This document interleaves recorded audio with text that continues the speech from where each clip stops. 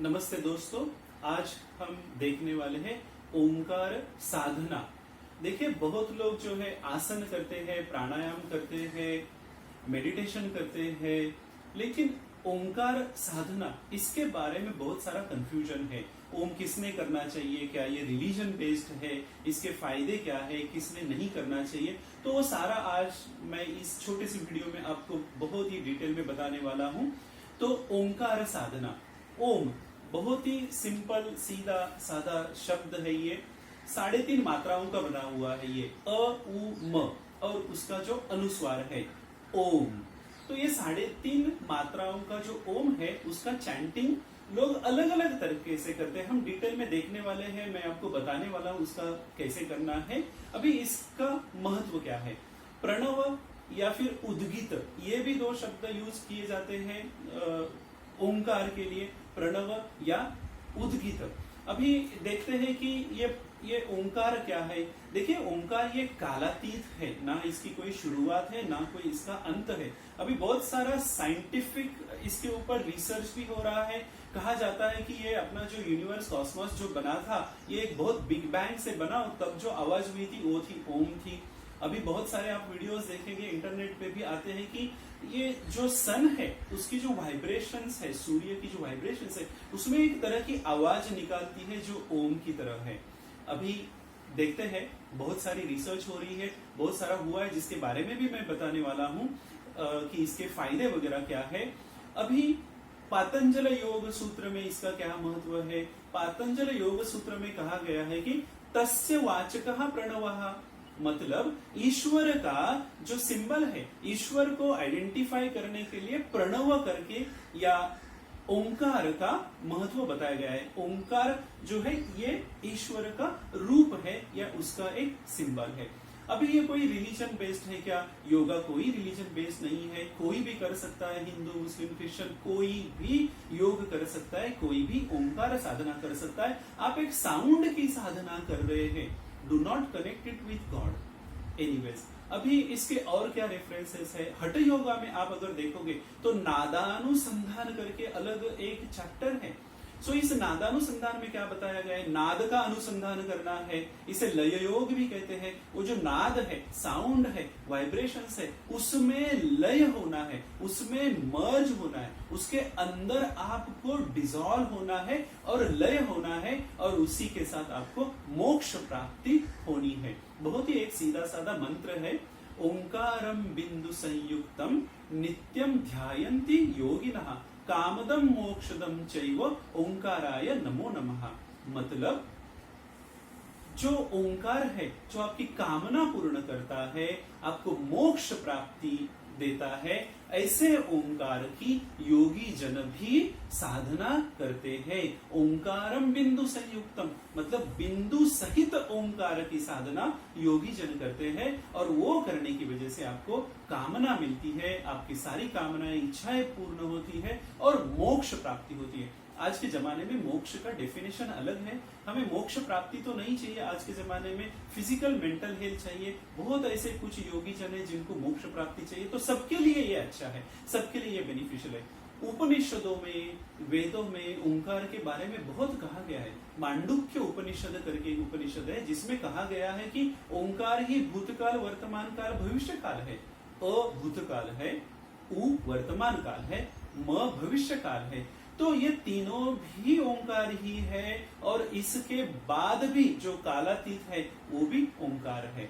ओंकार का महत्व कितना है, देखिए गुरु ग्रंथ साहिब में भी ओंकार का वर्णन है। तो अब हम देखने वाले हैं कि ओंकार चैंटिंग कैसे करनी है। जैसे मैंने शुरू में बताया, इसे कुछ लोग ओ म ऐसे 2 शब्द में चैंट करते हैं, या अ उ म ऐसे तीनों शब्दों को अगर हम चैंटिंग करते हैं तो उसे शास्त्रोक्त चैंटिंग कहते हैं, साइंटिफिक चैंटिंग। अ उ म, अभी इसमें अ थोड़ा छोटा रखिए, ओ उससे थोड़ा बड़ा, और म को लंबा रखना है, क्योंकि ये मकार ही है जो ज्यादा वाइब्रेशंस क्रिएट करता है अपने शरीर में। देखिए इसका चैंटिंग कैसे करते हैं। किसी भी आसन में बैठिए, पद्मासन, अर्ध पद्मासन, सिद्धासन, सुखासन, चेयर पर बैठकर भी कर सकते हैं। जिनके नी पेन है, चेयर में बैठ के कीजिए आराम से।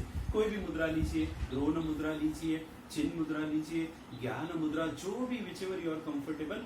और आप ले सकते हैं भैरव मुद्रा, भैरवी मुद्रा, जो भी आपको अच्छी लगे। इसके लिए बैक स्ट्रेट रखनी है, नेक स्ट्रेट रखनी है, आंखें बंद करनी है और फिर चैंटिंग करना है। आंखें हमेशा बंद रखिए, बिकॉज ओंकार से इतने वाइब्रेशंस होते हैं, उनको जस्ट फील करना है आपको, उनको एंजॉय करना है। पूरे शरीर भर में वाइब्रेशंस होनी चाहिए। तो ये कैसे करना है चैंटिंग? अ उ म मैं करके दिखाता हूं। देखिए, अ और उ और म तीनों में भी वाइब्रेशंस होनी चाहिए, रेजोनेंस होना चाहिए, रिवर्बरेशन होना चाहिए।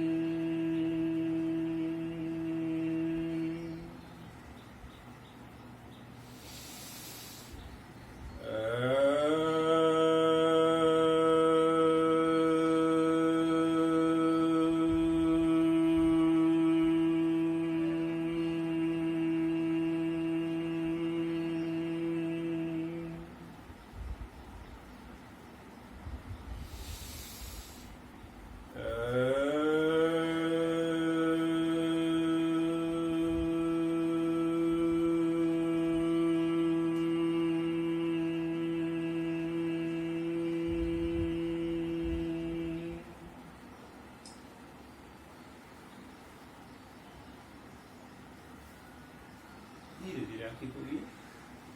इससे बहुत ही ज्यादा वाइब्रेशंस क्रिएट होते हैं, कंपन क्रिएट होते हैं शरीर में, पूरे शरीर में, लिप्स में, ओठों में, आपके सर में, नेक में, कॉलर बोन, स्पाइन को इसीलिए सीधा रखना है ताकि आपके नाड़ियों से, सुषुम्ना नाड़ी से, आपके स्पाइन से स्पंदन जो है, कंपन जो है नीचे जानी चाहिए। पूरे सर के बालों से पांव के नाखून तक इतने वाइब्रेशंस होने चाहिए। आप जब चैंटिंग करते हैं तो आवाज कैसे आनी चाहिए?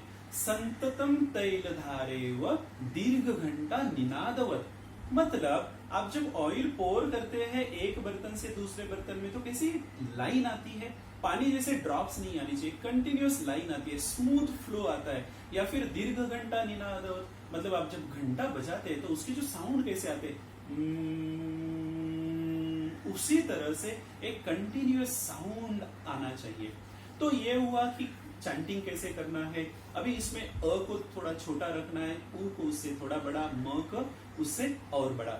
सो ट्राई कीजिए, जैसे अ आपने 20% रखा, उ को 30% रखिए, म को 50% रखिए। लेकिन कोशिश ये करनी है कि जब कोई दूसरा सुनता है तो ये उसको ओम ही लगना चाहिए, ओम। लेकिन जब दूर से कोई सुने तो उसको ओम ही लगना चाहिए। अभी इसके फायदे देखते हैं। ओंकार चैंटिंग के बहुत ज्यादा फायदे हैं। आप शुरुआत कीजिए, एक 2 मिनट 3 मिनट से शुरुआत कीजिए। बहुत कंपन होते हैं, आंखें बंद करके ही करना है। इससे सबसे बड़ा फायदा है, आप मेडिटेटिव स्टेट में चले जाते हो, आपका मेडिटेशन बहुत इजी हो जाएगा। पूरे शरीर में कंपन होंगे, पूरे शरीर के हर सेल को, हर पेशी को मसाज मिलता है, मर्दन मिलता है। जो हम बाहर से शरीर करते हैं, ओंकार से अंदर को किया जाता है, जैसे भ्रामरी प्राणायाम में होता है, उसी तरह से यहाँ पर भी हर आपकी पेशी को मसाज मिलता है। शरीर बहुत काम होता है, नर्वस सिस्टम आपकी कूल डाउन, काम डाउन होती है, ब्रेन शांत होता है, हार्ट बीट शांत होते हैं, पैरासिम्पैथेटिक सिस्टम आपकी एक्टिवेट होती है। बेसिकली आपका सारा स्ट्रेस चला जाता है, एंजाइटी चली जाती है और आप बहुत ही शांत महसूस करते हो, शांतता महसूस करते हो। तो ये है उसके फायदे। कितने बार करना चाहिए? जितना आप कर सकते हैं। शुरू जैसे मैंने कहा 2-3 मिनट कीजिए, धीरे धीरे बढ़ाइए, 10 मिनट भी कर सकते हैं। किसने नहीं करना चाहिए? जिसको सर दर्द है, कान का दर्द है, वर्टिगो है, ऐसे लोगों को संभाल के करना चाहिए। और हमेशा किसी भी चीज को धीरे धीरे शुरू कीजिए और फिर उसे बढ़ाइए। मैं इतना कह सकता हूं कि आप जब इसको बहुत शांत। 10 मिनट से 15 मिनट जब आप ओंकार चैंटिंग करोगे, रुक रुक के करना है, थोड़ा थोड़ा करना है। मैं ये कह सकता हूं कि आपको ट्रांसेंडेंटल स्टेज जिसे कहते हैं, नादानुसंधान की जो स्टेज है, उसमें आप जरूर पहुंच जाओगे। आवाज कितनी रखनी है? लो वॉल्यूम रखिए, खर्ज स्वर में करना है, जोर से नहीं करना है, लो वॉल्यूम में खुद को सुन सके इतनी ही आवाज में करना है और कंटिन्यूअसली करते रहते और इसके बेनिफिट लेते रहते। तो ये है ओंकार साधना। यहाँ पर रुकते हैं। Thank you.